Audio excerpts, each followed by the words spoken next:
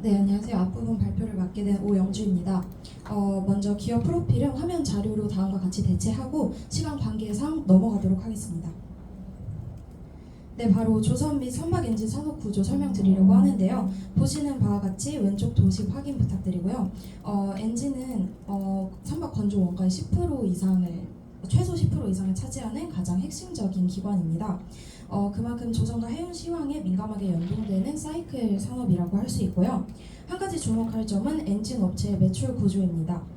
엔진 산업 특성상 수주가 먼저 나오고 그 다음에 이제 생산을 하겠죠.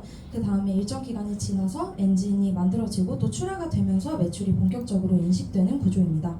마지막으로 엔진 시장은 원천 기술을 가진 곳과 제휴를 맺고 생산을 하는 구조입니다. 대형 선박용 저속 엔진은 글로벌 과점 구조이며 국내 엔진사들이 전 세계 물량의 대부분을 공급하고 있습니다. 최근에는 선박 보조용이던 중속 엔진도 AI 데이터 센터의 비상 전력 수요와 맞물려 육상 발전이라는 새로운 성장 동력으로 떠오르고 있습니다.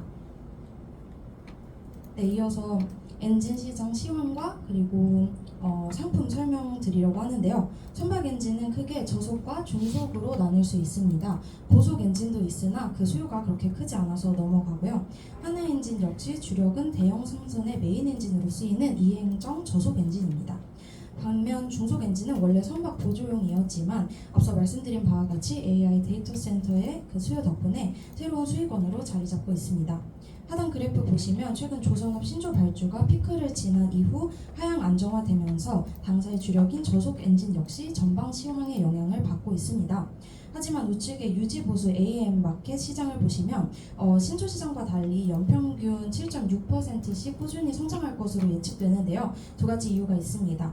해당 시장은 말 그대로 판매를 하는 시장이 아니고 팔려 있는 엔진을 애프터 마켓, 그러니까 서비스해주는 시장이기 때문에 당해 연도 발주량이 아니라 이미 바다에 떠있는 누적 선박수에 연동됩니다. 그래서 시황이 꺾여도 정비 주기는 돌아오겠죠. 그리고 둘째로는 환경 규제가 강화되면서 기존에 있던 선박들이 선박은 그대로 있되 엔진은 교체해야 되는 수요가 증가되고 있기 때문입니다. 그리고 특히 DF 엔진은 선주가 직접 고칠 수 없는 아주 복잡한 기술을 가지고 있기 때문에 AS 계약을 통해 노후 엔진을 개조해야 하는 수요가 매년 증가하고 있습니다. 다음으로 환경 규제가 격해지면서 고부가 친환경 이중 연료 DF 엔진 수요가 폭증해 당사의 마진을 끌어올리고 있는 상황입니다. 여기에 더해 당사는 하나오션이라는 안정적인 내부 수요를 누림과 동시에 국내 대형 엔진사 현대 계열이죠 보다는 이제 독자적인 영업 자유도를 가지고 있는데요. 경쟁사의 경우에는 그룹 내 조선소 물량을 소화하는 것도 사실 캐파를 초과하는 상황이지만 하나엔진은 전체 생산 능력이 하나오션에서 수요하는 그 물품보다 많기 때문에 구조적으로 외부 영업을 공격적으로 해야 하고 또 할 수 있는 구조입니다. 그 결과 이제 우측 그래프와 같이 중국, 뉴타임 조선 등 글로벌 탑티어 조선사들을 고객사로 성공적으로 다변화하면서 대중국 수출을 주도하고 있습니다.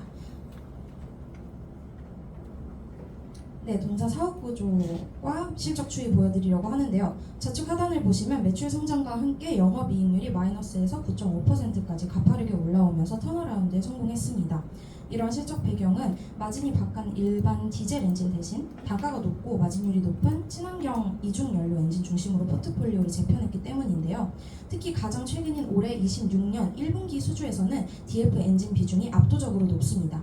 여기에 고마진 AM 사업이 든든한 캐시카우 역할을 해주고 있기 때문에 향후 동사의 이익 성장이 더욱 가속화될 전망입니다. 이어서 현재 사업이 어떻게 되고 있는지 그리고 수주 경쟁력은 어떤지 지표 중심으로 말씀드리겠습니다. 당사는 글로벌 시장 점유율의 약 20%를 차지하고 있으며 하나오션과 삼성중공업이라는 강력한 두 개의 핵심 고객사를 확보한 상태입니다. 그래서 당시에 업계 최단 기간 저속 엔진 생산 1억 마력을 달성했다는 기록도 있고요. 현재 당사의 성장 모멘텀은 우측 상단의 DF 엔진 수주 비중에서 극명하게 나타납니다. 올해 1분기 수주 중에서 고부가 DF 엔진 비중이 79% 정도로 추정이 되고 전체 수주 잔고 5조 2천억 원 중에서도 85% 정도를 차지하고 있습니다.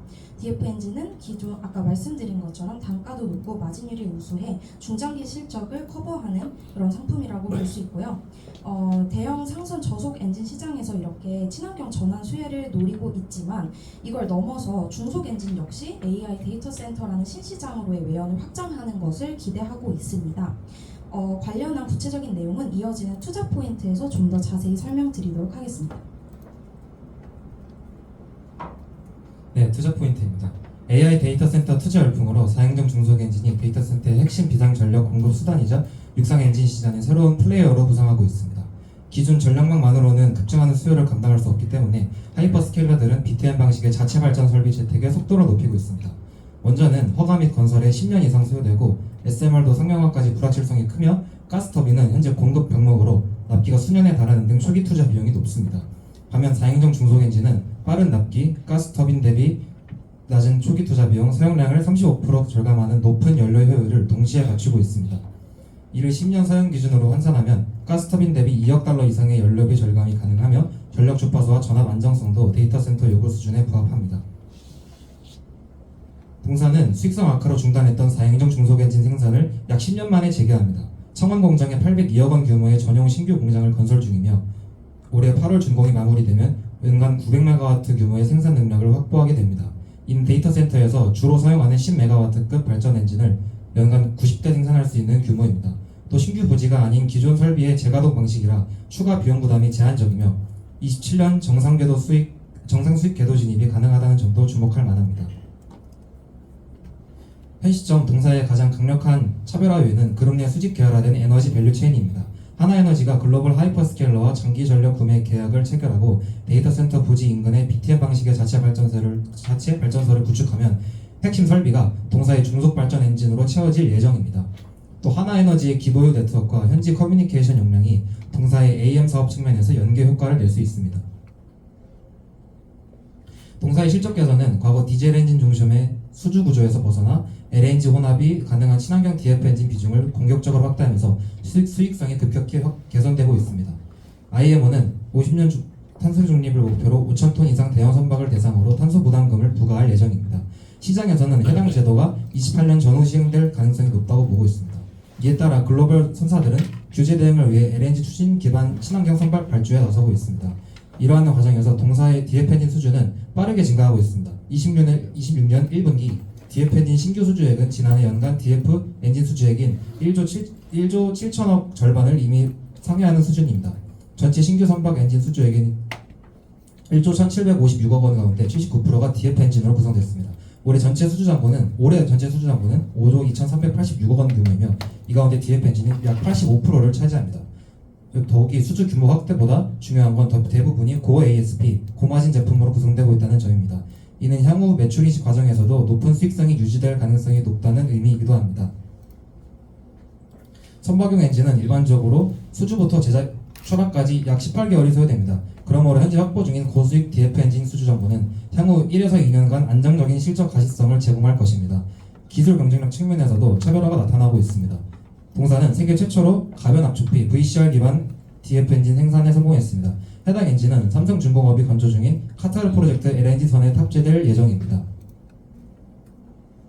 중장기 수익성 개선 측면에서는 AM 사업 확대가 핵심입니다. 선박 엔진 사업은 통상 신조 엔진 납품 이후 장기간 유지 보수 수요가 발생하는 구조입니다.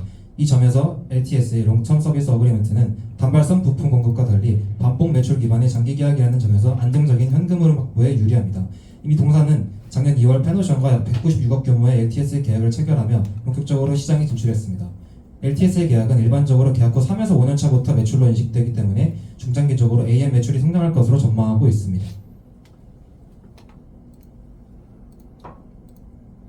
회사의 전략 변화는 M&A에서도 확인됩니다. 동사는 25년 말 노르웨이 친환경 전기 추진 솔루션 업체인 심 인수를 결정했습니다. 인수 금액은 외부 차입 없이 자체 현금으로 조달할 예정입니다. 이번 인수는 공격적 투자 집행이 가능한 재무 체력을 확보하여 회사가 직접 성장 동력 확보를 위해 자본을 투입한 첫 사례라는 점에서 의미가 있습니다. SEAM은 노르웨이 전기 추진 시장 점유율 약 40%를 보유한 친환경 추진 솔루션 전문 기업입니다. 현재까지 총 111척의 선박에 친환경 추진 솔루션을 공급한 실적 레퍼런스를 보유하고 있습니다. 이번 인수의 또 다른 핵심은 전기 추진 ESS 전력 제어 기술 확보에 있습니다. 현재 글로벌 엔진 업체인 맨 에너지 솔루션 및 윈GD는 암모니아 추진 엔진 실증 및 선박 탑재 단계까지 진입한 상태입니다. 반면 동사는 아직 암모니아 엔진 양산 실적은 부재한 상황입니다. 이번 SEAM 인수를 통해 전기 추진 전력 제어 ESS 기반 기술 역량을 조기에 확보하면서 변화에 선제적으로 대응하려는 전략으로 판단됩니다. 네, 다음으로 밸류에이션입니다. 동사의 매출은 크게 2행정 정속 엔진, 4행정 저속 엔진, AM 사업, 신규 사업, SAM, 인수, ESS로 구분하여 추정하였습니다. 저속 엔진에서 동사 매출의 90%가 발생하기에 3단계에 걸쳐 나눠 추정했습니다. 동사가 속한 조성 밸류 체인은 수주가 매출의 선행조표이며 리드타임을 이유로 매출이 인식되는 특성을 가지기 때문에 수주 잔고를 기반으로 매출을 추정하였습니다. 26년간 신규 수주는 우선 업황과 글로벌 에너지 흐름을 반영하여 전방사 수주를 선종별로 나눈 다음 동사가 수주 가능한 물량과 선종별 엔진당 단가를 반영하여 PQ 방식으로 26년 전 분기 신규 수주액을 노출했습니다. 클렉슨 리서치는 26년 글로벌 LNG 발주 규모를 115척으로 전망하였습니다. 26년 2분기에 공시한 수주량을 제외한 수치에서 2021년에서 25년의 주 고객사인 삼성중공업과 하나오션, 중국조선소의 인도량을 기준 점유율을 고려하여 전방사의 LNG 수주 규모를 추정했습니다. 컨테이너선의 경우 공급 과잉 부담으로 인해 25년 대비 발주량은 40에서 50% 감소할 것으로 추정했습니다. VLGC는 각각 26년 2분기 하나오션, 삼성중공업향 소규모 공급 계약으로 인해 소폭 증가할 것으로 추정했습니다. 26년에서 28년 매출 추정은 26년 신규 수주와 기존 수주 정보를 바탕으로 진행되었습니다. 이를 위해 먼저 동사의 수주 공시와 전방사인 조선사의 수주 공시를 교차 비교했습니다. 이 과정을 통해 동사의 개별 수주 계약에 해당하는 선박의 종류를 도출했습니다. 이렇게 파악된 선종별 물량을 엔진 제작부터 선박 인도까지 물리적인 시간을 고려하여 26년부터 28년까지의 기간에 배분했습니다. 구체적으로 동사의 평균 엔진 리드 타임은 18에서 24개월과 전방사에서 최종적으로 선박을 인도하는 데 소요되는 약 1년의 기간을 합산하여 연도별 매출 인식 일정을 산정했습니다. 특히 26년에 발생하는 신규 수주의 경우 과거 기존 계약 기간의 평균치를 반영하여 전체 계약 기간을 36개월로 가정했습니다. 이에 따른 엔진 인도는 계약이 시작된 후 3개 분기가 지난 시점부터 6개 분기가 되는 시점까지 균등하게 이루어진다는 전제 하에 매출 흐름을 추정했습니다. 29년에서 30년의 매출은 28년 매출액 추정을 활용하여 추정했습니다. 이때 선종과 선형, 연료 등 개별 선박의 사양이 매우 다양한 점을 고려해서 수주 물량에 적용되는 동사의 엔진 모델은 매출 비중이 가장 높은 DF 이중 연료 기반 2행정 저속 엔진으로 특정하여 적용했습니다. 이를 바탕으로 26에서 28년의 총 생산 마력 Q를 구하고 이를 통해 연도별 마력당 블렌디드 ASP를 산출했습니다. 또 다시 이를 바탕으로 29년에서 30년의 향후 실적을 전망했습니다. 29에서 30년의 블렌디드 ASP는 앞선 3개년 CAGR을 적용해 추정했습니다. 총 생산 마력의 경우 27년 설비 증설이 완료된 이후에는 26년의 대규모 수주 물량을 소화하기 위해 공장이 100% 가동되면 최고 수준의 생산 마력이 계속 유지된다고 가정했습니다. 이제 나머지 사업 추정에 대해서 말씀드리겠습니다. 중소엔진 부분은 26년 상반기 창원 공장의 준공 이후 매출이 20년 4분기부터 인식되기 시작합니다. 특히 중소엔진 고유의 ASP와 생산 스케줄을 고려하면 제조 라인이 완벽히 안정화되는 28년부터는 연간 1,200억 이상의 매출이 발생한다고 가정했습니다. AM 사업의 경우에는 22년부터 25년까지의 4개년 CAGR을 성장 개수로 동일하게 적용하여 향후 매출을 산출했습니다. 기존에 인도된 선박 엔진의 누적 대수가 증가함에 따라 부품 교체 및 유지 보수 수요 Q가 자연스럽게 늘어난다고 가정했습니다.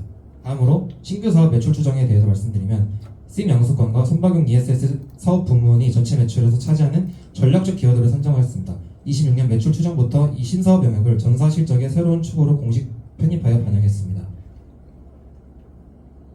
다음으로 비용 추정에 관해서 말씀드리겠습니다. 비용 구조는 매출 원가 판관비, 영업의 손익으로 나누어 추정했습니다. 이번 추정에서는 동사가 하나그룹에 편입된 구조적 변화가 시작된 24년 이후의 수치 추이를 중점적으로 활용했습니다. 여기에 실적에 영향을 미치는 주요 이벤트들을 연도별 추정치에 면밀히 반영했습니다.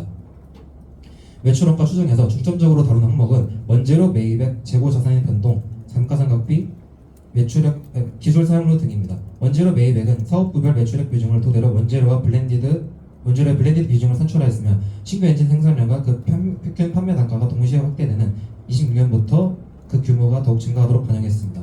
재고 자산의 변동은 신규 생산 능력 가동 초기의 재고품 누적과 신규 수주에 대응하기 위한 부품 선확보 영향으로 26년과 27년에 일시적으로 증가한 후 28년부터는 재고 회전율 및 가동률 개선과 함께 점차 안정화되는 것으로 추정하였습니다.